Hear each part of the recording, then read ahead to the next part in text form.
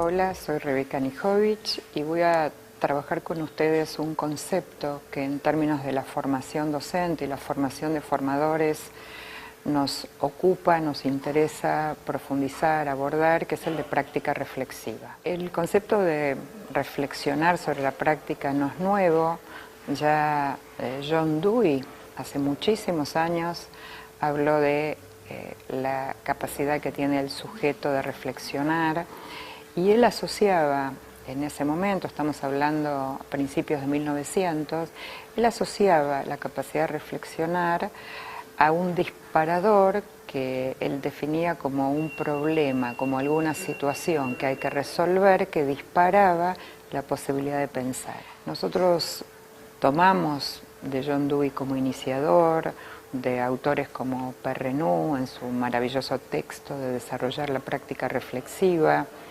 y muchos otros autores que trabajan sobre esta idea, que es la posibilidad de generar una capacidad de los docentes de reflexionar sobre su propia práctica.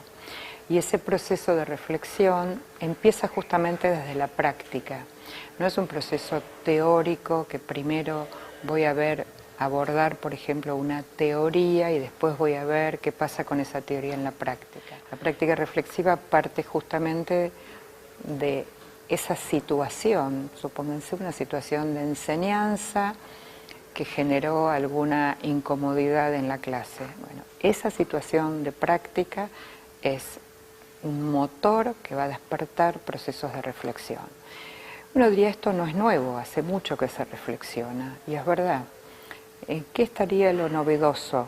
En que queremos que esa práctica reflexiva se torne sistemática, que sea una habilidad, una capacidad que un docente aprenda en su proceso de formación y que se la pueda llevar consigo puesta y la pueda utilizar cuando ejerza la docencia. Y esa capacidad de pensar sistemáticamente, no solamente cuando algo no me salió bien en la clase, que sería lo más común, ¿no? Un docente tuvo una clase que no le fue buena o que piensa que no le salió bien, entonces se pone a pensar sobre la clase. La idea es que esta práctica sistemática de la reflexión sea un modo habitual que yo aborde en mis clases o al finalizar mis clases, no porque necesariamente haya salido mal, ¿no?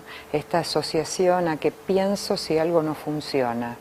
Y uno debería decir, pienso cuando las cosas funcionan y cuando no funcionan, porque de las cosas que funcionan bien puedo aprender un montón. Bueno, ¿por qué una clase me salió bien? ¿Por qué mis estudiantes hoy participaron tanto en la clase? ¿Por qué algo que pensé que iba a serles difícil les resultó fácil? Y esos no son problemas. Por supuesto que hay otros que sí lo son. Entonces, pensar en la idea de la práctica reflexiva como una práctica sistemática, disparada no solo por problemas, sino disparada o motorizada por la vida cotidiana que uno tiene como docente. Por supuesto que hay condiciones que nosotros necesitamos para que esta práctica reflexiva suceda.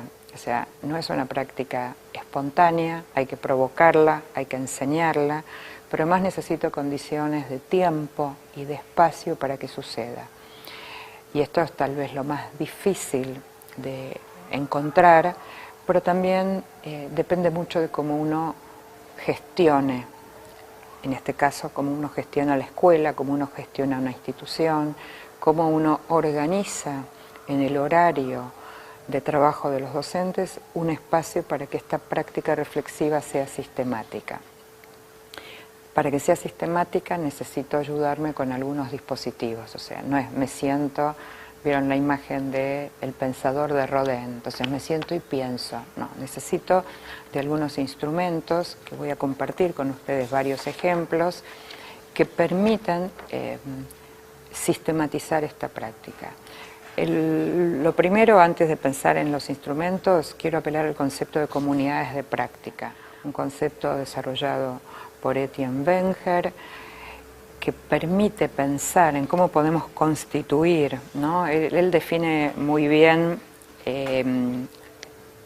la comunidad de práctica y dice grupos de personas que comparten una preocupación, un conjunto de problemas o un interés común acerca de un tema y que profundizan su conocimiento y pericia en esta área a través de una interacción continua.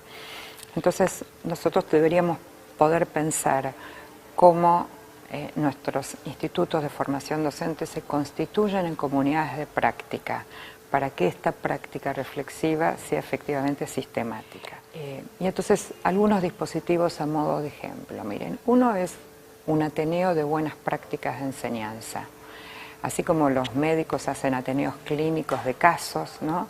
Tomemos esa idea, esa experiencia que tienen en el campo de la medicina y hagamos ateneos, pero no solo de casos difíciles, hagamos ateneos de buenas prácticas de enseñanza. Juntémonos para que un docente cuente cómo enseñó algo y le salió bien, cómo él puede decir que esta es una clase, una buena clase, que otros podrían mirarla y reproducirla y hacerla con sus propios estudiantes. Entonces, un dispositivo interesante es el Ateneo. Obviamente la frecuencia la define en la institución, pero lo importante es que sea sistemático, que rotativamente los docentes puedan presentar distintas prácticas. Otro ejemplo de encuentros dentro del concepto de comunidades de práctica es juntarse para intercambiar experiencias. No estamos hablando acá de mejores prácticas, acá estamos hablando de intercambio de experiencia. Entonces, podemos juntar a todos los docentes de un departamento de biología y pedirle que cada uno cuente una experiencia de enseñanza de biología, y los criterios pueden ser que le haya salido bien, que le haya salido mal, que la tenga que revisar, que la quiera volver a repetir pero cambiando o los contenidos o los recursos o las estrategias de enseñanza. El tercero son los protocolos, y voy a dar otro ejemplo de protocolo interesante, por ejemplo, que muy breve. Un protocolo es una red de conversación organizada en pasos, con la idea de que en poquito tiempo pueda producirse algo interesante al interior de un equipo de trabajo. Entonces, un protocolo muy cortito que usamos mucho hoy se llama SER. La S es de seguir haciendo, la E de empezar a hacer y la R de revisar algún aspecto. Entonces, fíjense, si yo hiciera una reunión de equipo, de comunidades de práctica, y quisiera mirar, que cada docente mire sobre su propia clase, sobre su propia planificación, algo que le parece que sería bueno seguir haciendo, algo que sería bueno que empiece a hacer y algo que sería bueno revisar. Obviamente esto se puede hacer entre pares, no solamente autorreferencial, y digo, es algo breve, cortito, que permitiría en poco tiempo tener una conversación que permita llegar a algunas conclusiones. Quienes diseñaron la idea de protocolos, la diseñaron porque dicen que los docentes necesitamos muchas horas de reunión, necesitamos mucho tiempo de conversación y muchas veces no lo tenemos. Entonces el protocolo permitiría esta conversación de alguna manera acotada por una secuencia de frases o de ideas que me permitirían a mí en una institución lograr esta conversación. La última idea que quiero compartir, que nos parece que contribuye a la práctica reflexiva, es todo lo que tiene que ver con observación entre pares. Las instituciones de formación docente deberían poder instalar esta práctica para que esta práctica después vaya a las escuelas, que es observación entre pares. Si yo voy a hacer una práctica en una institución, en una escuela media, ir con un par que observe mi práctica y yo después voy a hacer lo mismo con él. Hay mucha investigación mostrando el valor de la retroalimentación entre pares. Esto hecho con niños desde el jardín de infantes hasta la universidad. Lo que me dice un par tiene un impacto en términos de comprensión para mí muchas veces más fuerte, más profunda que si me lo dice un superior, un adulto, un docente. Es una práctica poco promovida. Muchas veces es cierto, alegando a factores de tiempo, ¿no? De disponer de tiempo para observar un par, pero me parece que no es un problema solo de tiempo, también es un problema de qué tipo de prácticas reflexivas queremos generar en nuestros docentes.